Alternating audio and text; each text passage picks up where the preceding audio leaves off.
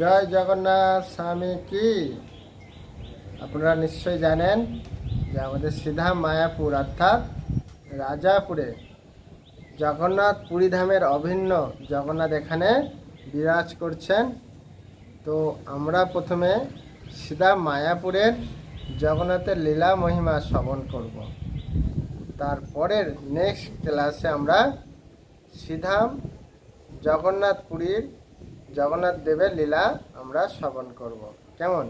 তো মন দিয়ে শুনুন যে জগন্নাথ কত কৃপাময়, এবং সেই জগন্নাথের কৃপায় আজকে আমরা দর্শন করার ফলেও ভগবানের ধামে প্রবেশ করার সুযোগ লাভ করছি। শুধু তাই নয়, তিনি দেখুন নিজের রত্ন সিংহাসন ছেড়ে আমাদের মতো বদ্ধজীবকে দর্শন প্রদান করার জন্য তিনি রাস্তায় আসছেন। কাদের জন্য? যে আমার এই বদ্ধজীবরা মায়ার জগতে পড়ে আছে, তেনারা যদি আমাকে দর্শন করে কমসে কম তারা এই জগৎ থেকে উদ্ধার প্রাপ্ত হবে। এই হচ্ছে জগন্নাথ। এমন কোন ভগবান আছেন যে তিনি রত্ন সিংহাসন ছেড়ে এই রাস্তায় বেরিয়ে আসেন? কেউ নেই।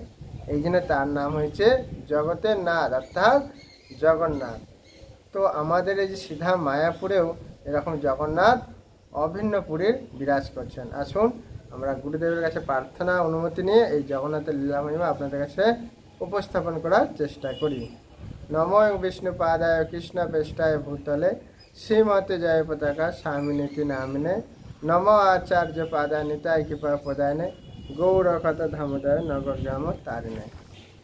এই যে জগন্নাথ আমাদের মায়াপুরে আপনারা যদি কখনো আসেন বা যারা দর্শন করেছেন তারাও লীলা শুনবেন, অন্যজনকে বলবেন যে জগন্নাথ লীলা, এই জগন্নাথ মায়াপুরে অত্যন্ত প্রসিদ্ধ এবং তিনি জাগ্রত। তিনি সবার মনের ইচ্ছা পূরণ করেন এবং যার যেরকম সমস্যা সব কিছু তিনি দূর করে দেন। তো এই জগন্নাথ একটু আগে বলি, এই জগন্নাথ আগে আমাদের ইস্কনের ছিল না।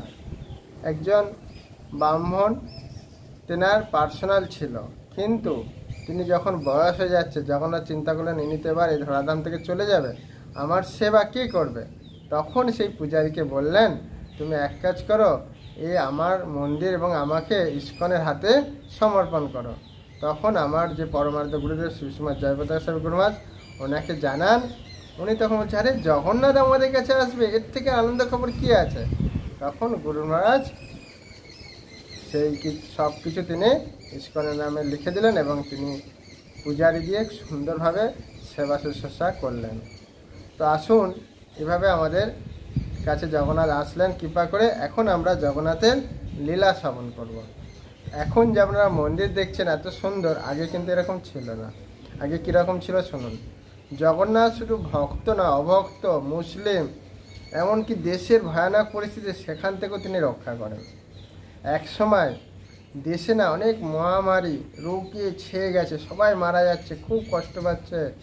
তখন এই জগতের মানুষ চিন্তা করছি জগন্নাথ আদি, ইনি একমাত্র আমাদের রক্ষা করতে পারে। তখন সবাই এসে জগন্নাথের প্রার্থনা, হে জগন্নাথ আমাদের রক্ষা করো, এখন মহামারী রোগে ছেয়ে গেছে, সবাই মারা যাচ্ছে, তুমি ছাড়া আমাদের আর কেউ রক্ষা করতে পারবে না। যখন সবাই মিলে জগন্নাথের আকুল প্রার্থনা করলেন, তার পরের দিনে দেখছি মহামারী রোগ সব দূর হয়ে গেছে। জয় জগন্নাথ স্বামীজি। এই হচ্ছে জগন্নাথ। কতগুলো লীলা একটু মন দিয়ে শুনবেন। তারপরে আগে এত সুন্দর মন্দির ছিল না। কীরকম ছিল? কোনো রকম একটু প্রদীপ জ্বলতো, এত সুন্দর মানে মন্দিরও বানানো ছিল না। তো কি হতো, তখন ওখানে বিভিন্ন ব্যক্তি এসে হিন্দি গান শুনতেন, আড্ডা খেলতেন, মদ খেতেন, বিভিন্ন কিছু খারাপ কার্যকলাপ করতেন। তো জগন্নাথ চিন্তা করছেন এইগুলো কিন্তু তাড়াতে হবে, তারই এখানে সুন্দর পরিবেশ তৈরি করতে হবে। তিনি কি করবেন? তো এরকম চিন্তা করছেন কীভাবে এইটাকে সংশোধন করা যায়। তো কি হয়েছে, এই যে সামনে আসছে না বলরাম জয়ন্তী, তো বলদেবের আবির্ভাব তিথি ছিল। আর ওই আবির্ভাব তিথিতে খুব সুন্দর আয়োজন করা হয়েছে, ভগবানের অনেক কিছু ভোগ রন্ধন করা হয়েছে। তো ভগবান কী করেছে, তার ভক্তের মাধ্যম দিয়ে ওখানে একটা সিকিউরিটি ছিল, সেই সিকিউরিটির নাম ছিল প্রহ্লাদ। বলছে তো তাকে মনে হচ্ছিল যে একটা প্রহ্লাদ তো এত জগন্নাথের জন্য পাহারা দিচ্ছে, তাকে একটু প্রসাদ দিয়ে আসে। তো যখন প্রসাদ দেয় তখন প্রায় সন্ধ্যা হয়ে গেছে। তখন সে চিন্তা করছে আমি প্রসাদটা একা একা খাবো, আমার তো ঘরের সন্তানারও আছে, বাড়িতে ফ্যামিলি আছে, তাদের একটু দিয়ে খেলে তো তারা জগন্নাথে কৃপা পাবে না। তো এইভাবে তিনি কী করেছেন, সে প্রসাদ মহাপ্রসাদটা সাইডে রেখে সিকিউরিটি পার হচ্ছে। আর দ্বিতীয়ত একসময় তার নিদ্রা এসে গেছে কয়েক সেকেন্ডের জন্য। আর সেই সময় কী হয়েছে, কুকুর এসে প্রসাদটা খেয়ে নিচ্ছে। আর সেই যে ঘুমাচ্ছিল একটুখানি, আর জগন্নাথ তাকে খুব গালে থাপড় মারছে, আমার দাদার বড়দেবের অনুষ্ঠানে তুমি প্রসাদটা কুকুরে খাওয়ালে, তোমাকে মেরেই ফেলো, মেরে ফেলো। তারপরে ঘুম ভেঙে দেখছিস, আরে সত্যি তো জগন্নাথ আমাকে খুব গালে চর মেরে ফুলে দিয়েছে, আর জগন্নাথের সেই বড়দেবের প্রসাদটা কুকুরে খেয়ে নিচ্ছে। তখন জগন্নাথের প্রার্থনা হচ্ছে, হে জগন্নাথ আমাকে ক্ষমা করে দাও, হে বড়দেব তোমার প্রসাদ এই অমান্য করলাম, ক্ষমা করে। তখন তাকে স্বপ্ন বলছেন, দেখো প্রহ্লাদ, তুমি আমাকে কথা দাও, তুমি যতদিন জীবিত থাকবে এখানে থাকবে, আর এখানে না অনেকে অনেক কিছু ক্ষতি করছে, তুমি সেগুলো রক্ষা করবে, বলো। বলছে ঠিক আছে জগন্নাথ, আমি তোমাকে কথা দিলাম, আমি যতদিন বেঁচে থাকবো তোমার এই মন্দিরে যা কিছু সমস্যা আমি রক্ষা করব। তো তখন কী করলেন, জগন্নাথ তাকে বলছেন, এই যে এখানে জুয়া তাস পাশা বিভিন্ন হিন্দি গান বাজিয়ে সবাইকে তুমি ধীরে ধীরে তাড়ানোর চেষ্টা করবে। তো আমরা দেখি আজকে সেখানে কোনো হিন্দি গান বা নেশা বিভিন্ন কিছু জুয়া পাশা এগুলো সব বন্ধ হয়ে গেছে, শুধুমাত্র জগন্নাথের কৃপায়। একবার কী হয়েছিল, এক মুসলিম তখন মন্দির হবে, অনেকে মার্বেল মানে কি বলে ইট এগুলো সব দান করছে, বালি। তো মুসলিম কী করতে, গরু চড়াতে আসতে, জানেন, গরু চড়াতে আসতে আসতে সে কী করতে, এরকম করে একটা দুটো করে মার্বেল চুরি করে চলে যাচ্ছে। তখন জগন্নাথ চিন্তা করছে, আরে আমার ভক্তরা এত ভিক্ষা করে এনে আমার মন্দির বানানোর চেষ্টা করছে, আর এই মুসলিম সব চুরি করে এনে চলে যাচ্ছে। ওকে রাত্রে কী করেছে, খুব পিটিয়ে যাচ্ছে, গালে চড় মারছে, পিটিতে ঘুষি মারছে। হ্যাঁ, আমার ভক্ত জিনিস তুই চুরি করে নিয়ে আসছে, আমার মন্দির বানাবে, কালকেই তুই টলি করে সব কিছু নিয়ে দিয়ে আসবে। সেই প্রহ্লাদের কাছে এসে বলছে, প্রহ্লাদ আমাকে ক্ষমা। কেন, কি হয়েছে? বলছে, কালকে তোমার এই যে কালো আর সাদা আমাকে যে কি যে কষ্ট হয়েছে আমি বলে বোঝাতে পারবো না, দেখো আমার ঘাস সব ফুলে গেছে। কি করেছো? বলছে, এই যে তোমার মন্দির মার্বেল বানাবে বলে আনছিলে না, আমি সেই মার্বেল একটা একটা করে চুরি করে নিয়ে যেতাম গরু চড়াতে, তাই আমি সব রিটার্ন দিলাম, আমাকে ক্ষমা করে দেবে। তো দেখুন কত সুন্দর লীলা। তারপর একবার কি হয়েছে, দুধ, এই ঘোষালা মানে যারা ঘোষ তারা দুধ দিতে আসে, তো ওরা জানে কি আর বুঝতে পারে দুধে জল মিশিয়েছে। যখন বলছে, ও আমার ভক্তরা তো ইনকাম করছে, ভিক্ষে করে টাকা আনছে, আর তুমি জল মিশিয়ে আমার কাছে টাকা নেবে, দাঁড়াও তোমার আমি বন্দোবস্ত করছি। সেই প্রহ্লাদকে আবার স্বপ্ন দিয়েছে, প্রহ্লাদ ওই যে ঘোষটা আছে না দুধ দিতে আমার জন্যে, তুমি এই দুধে না জল মিশায়, তুমি এক কাজ করবে, ওই কালকে মিটার বসিয়ে দেখবে। ঠিক আছে জগন্নাথ, তাই তোমার ইচ্ছা। তো এরকম ঘোষ দুধ দিতে এসছে, বলছে কি ব্যাপার, দুধ ভালো দিচ্ছে? তো বলছে, হ্যাঁ আমি ভালো দুধ দিই, আমি কোনো ভেজাল নেই। বলছে, ও ঠিক আছে। মিটারটা চেক করে দেখছে, আরে এই তো 50% জল, 50% জল দিয়েছে। যে হ্যাঁ আমাকে ক্ষমা। বলছে, কী ব্যাপার, তুমি জগন্নাথকে দুধ দিচ্ছ এরকম জল মিশিয়ে, তোমার তো নরকেও ঠাঁই যাবে না, যাও যা তোমার আর দুধ লাগবে না, চলে যাও চলে। তখন বলছে, না না প্রহ্লাদ আমাকে ক্ষমা করে, হে জগন্নাথ আমাকে ক্ষমা করে না, আমি আজ থেকে প্রতিজ্ঞা করছি আমি কখন আর জলে দুধ মেশাবো না। তখন থেকে সেই ঘোষ আর দুধ দেন জগন্নাথের জন্য, কখন আর জল মেশায় না। বুঝতে পেরেছেন?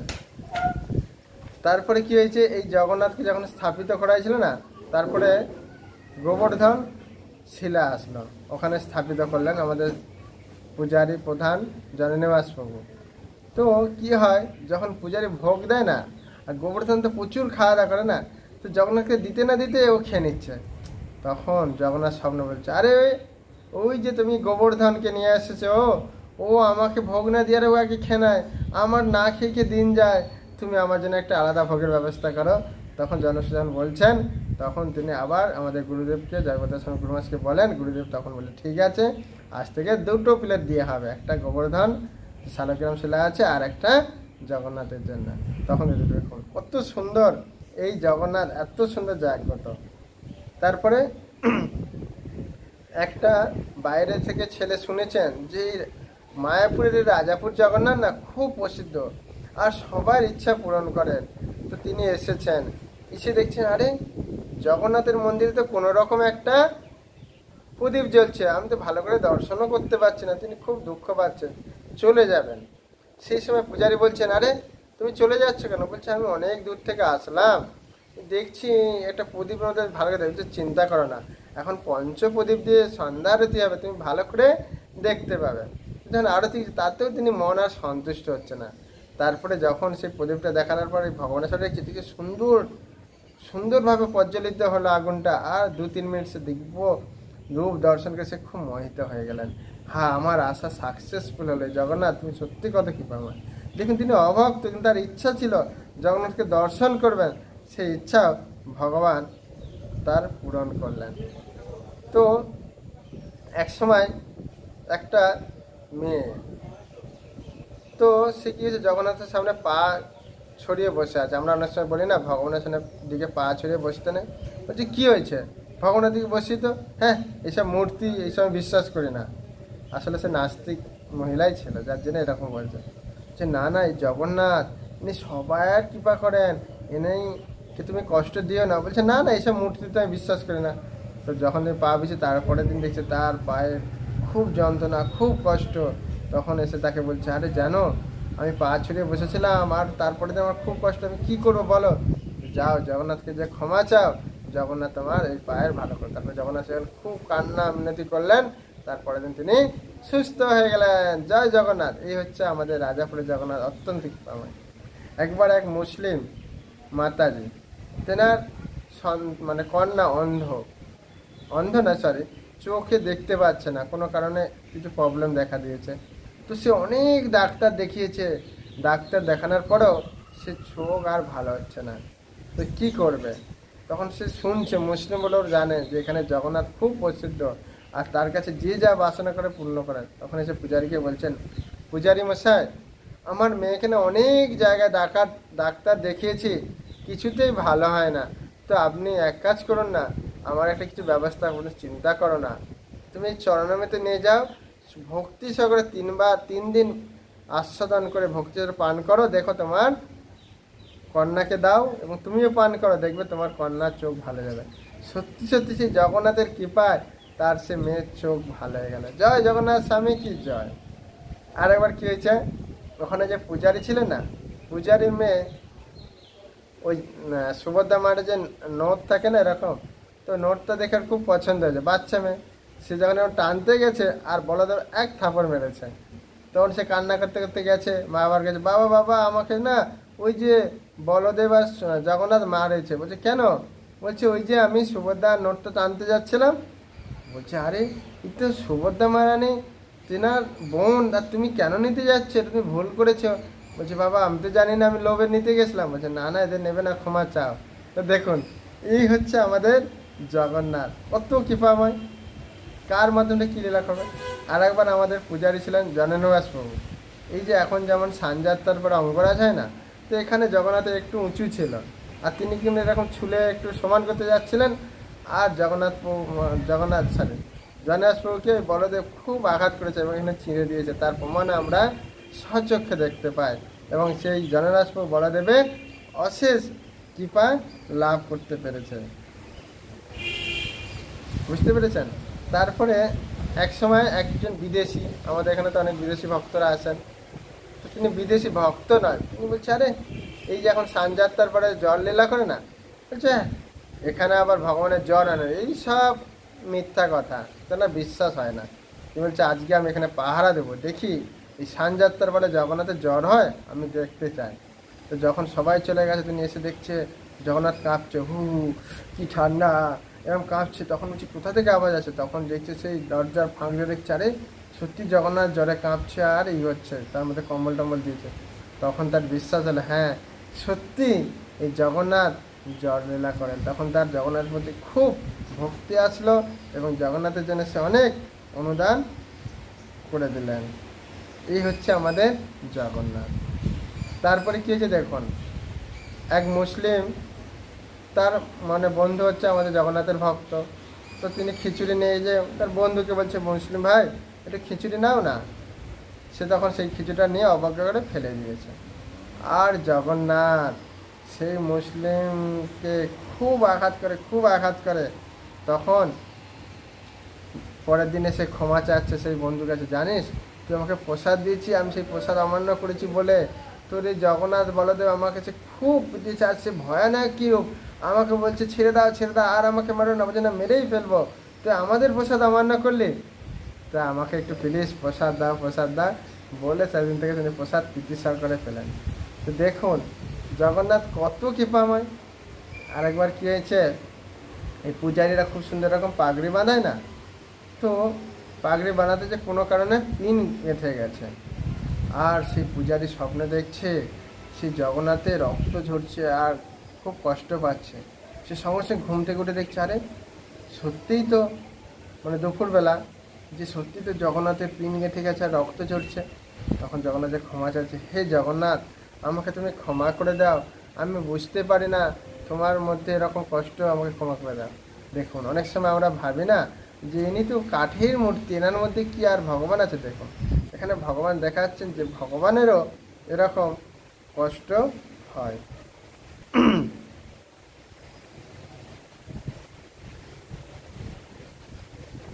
তো এই হচ্ছে আমাদের জগন্নাথ। আর জগন্নাথ দেখুন দু হাত বাড়িয়ে আছেন, ডাকছেন হে আমার সন্তান, তোমরা আমাকে ভুলে যে মায়ার জগতে পড়ে আছো, কত কষ্ট পাচ্ছ, কেন আছো। দেখুন আমরা যেমন কি হয়, কখনো বাইরে পড়াশোনা করতে যায়, কেউ বিদেশে যায় বা কোনো কাজে যায়, তখন তার মা অপেক্ষা করে আমার সন্তান কখন আমার কাছে ফিরে আসবে। আর যখন শুনে যে আমার সন্তান আসছে, তখন মা কী করে, এরকম হাত বাড়িয়ে দেয় না এরকম, যে সন্তান আসে, আর তখন মা তখন গোলে ধরে আলিঙ্গন করে ভালোবাসা করে। তো ভগবানও বলছে হে আমার বদ্ধ জীবরা, আমাকে ভুলে গিয়ে তোমার আমার সন্তান ভুলে যে তোমরা এই মায়া যেটা হাবুডুবু করছে, কখন আমার কাছে ফিরে আসবে, আসো আস।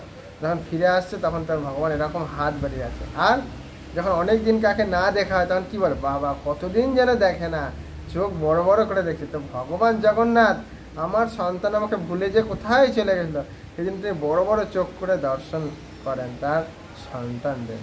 তো এই হচ্ছে জগন্নাথ। এরকম অনেক অফুরন্ত লীলা আছে যা কখনো বর্ণনা করে শেষ করা যাবে না। তো এই রাজাপুরে জগন্নাথ অত্যন্ত প্রসিদ্ধ।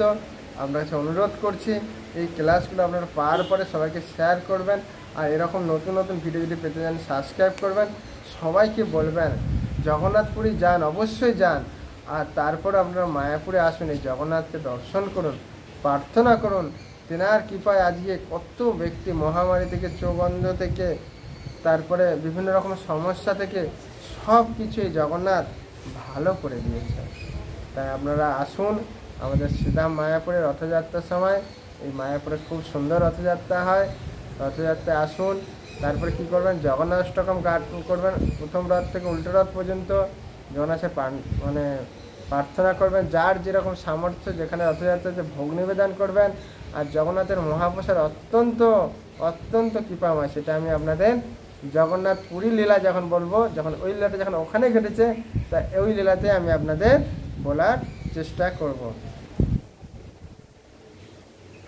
আরেকবার কি হচ্ছে, ভক্তি সিদ্ধান্ত সরস্বতীর ঠাকুরের একজন শিষ্য, তার নাম ছিল দামোদর গোস্বামী। তিনি কি করেছিলেন, এই রাজাপুরে যখন ভোগ আনছে না, ভোগটা ঢেকে আনে না। এই জন্য আমরা অনেক সময় বলি না, ভোগ আনার সময় ঢাকা দিয়ে আসতে হয়, কেন অনেক অশুভ দিনে দর্শন করে, তো ঢাকা দিয়ে নিয়ে আসে না। তখন রাত্রি যখন হয়েছে না, তখন বৃদ্ধ একজন মাতা রয়েছে সুভদ্রা, এসে সে দামোদর বলছে, আরে দামোদর তোমার কি কোনো নেই, মানে কাণ্ডজ্ঞান নেই, তুমি আমাদের ভোগ নিয়ে আসছো এরকম খোলা, তোমাকে আমি আজকে খুব শাস্তি দেবো। বলছে না মাতা না মাতা, ক্ষমা করে দাও ক্ষমা করে দাও। তারপর থেকে সে দামোদর গোস্বামী ভক্তিচন্দ্র সরস্বতীর শিষ্য, তখন থেকে তিনি কি করেন, ভগবানের জন্য ভোগান যখন খুব সুন্দরভাবে ঢাকাতে নিয়ে আসেন। তো এই হচ্ছে জগন্নাথের লীলা অফুরন্ত, বলে শেষ করা যাবে না। তো আপনারা আসুন, জগন্নাথের অশেষ কৃপা লাভ করুন, জগন্নাথের ভোগ নিবেদন করুন, জগন্নাষ্টকম গান গান, এবং আমার সাথে একবার গান, জয় জগন্নাথ জয় জগন্নাথ, জয় বলদেব জয় সুভদ্রা, জগন্নাথ স্বামী নয়ন পথগামী, নয়ন পথগামী ভব তুমে, জগন্নাথ জগন্নাথ বলদেব সুভদ্রা। অনেক হয়তো ভাববেন তো শুনি, দেখুন ভগবানের লীলা যত শুনবেন, আমাদের হৃদয়ে যে কাম ক্রোধ অহংকার সব দূর হয়ে ভগবানের চরণে আত্মসমর্পণ করব, তখনই আমরা এই ভব সংসার থেকে উত্তীর্ণ হতে পারবো। জয় জগন্নাথ স্বামী কি জয়, বলদেব প্রভু কি, সুভদ্রা মায়া কি জয়, সুদর্শন কি। সুদর্শন লীলা যেটা জগন্নাথ পুরীতে হয়েছিল আমি বলবো, তো পুরীর লীলা অনেকক্ষণ ধরে বলবো, ধৈর্য হারাবেন না। এখন থেকে প্রস্তুত থাকুন, আগ্রহ থাকুন এবং ভগবানের কাছে প্রার্থনা করুন সুন্দরভাবে, যাতে আমরা এই লীলা শ্রবণ করে তেনার প্রতি ভক্তিপূর্ণ প্রীতি সহকারে বিশুদ্ধ সহকারে যেন তার সেবা করতে পারি। জয় জগন্নাথ, জয় জগন্নাথ, জয় জগন্নাথ।